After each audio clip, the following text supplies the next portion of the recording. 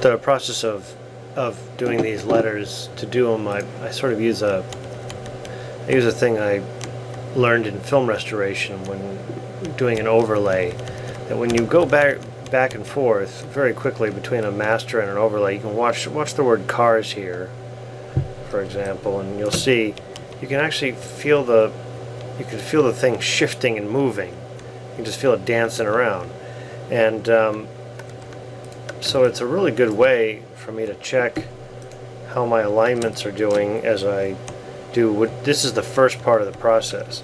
So like I'm looking at the D here, and this is not the most efficient process, but it's over years, it's just my favorite way to do this. Just have an Illustrator master and update it, and I'm watching that D, just watching it, and I just sort of, I mean, I'll go and manually redo all of these letters later, but I've started with a, it's just a Times Roman, but none of every letter form, of course, is different and positioned differently, and a different scale and a different shape, and I'll go another level in refining it. But my first job is just to try to get things in the general position, or and so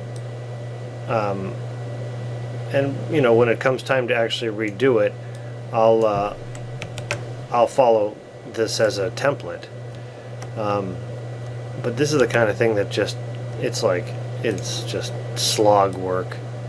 But that's going to be too far. But I can, as it updates, I get a really good idea for whether it's aligned or not by watching those edges carefully. And I also start to learn the ways in which it was done by hand. And so this letter is shorter, and it's I mean, this is just the beautiful thing about it, is that no two things are alike. And as you start to back up, I don't know if you can feel it, but you can feel it.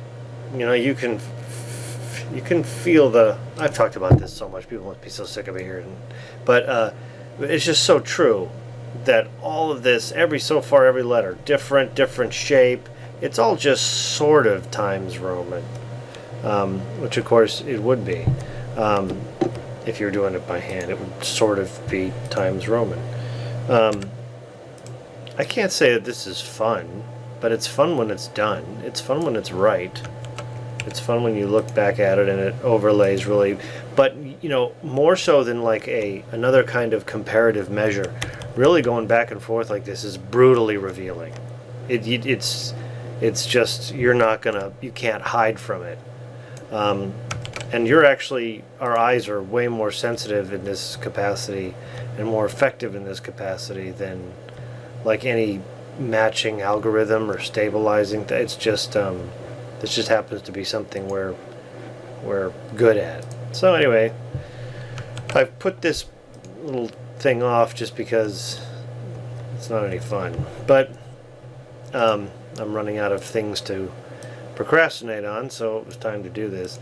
And what I'll do, like I said, once I get these clean letter forms done, what I'm actually going to do is print this out as a stencil, or a template of some kind. I haven't decided exactly when, and then actually hand letter it myself, and do my damnedest to get it exactly perfect, because chances are, if I do my best to make it absolutely perfect, by the time it comes out, imperfect, it'll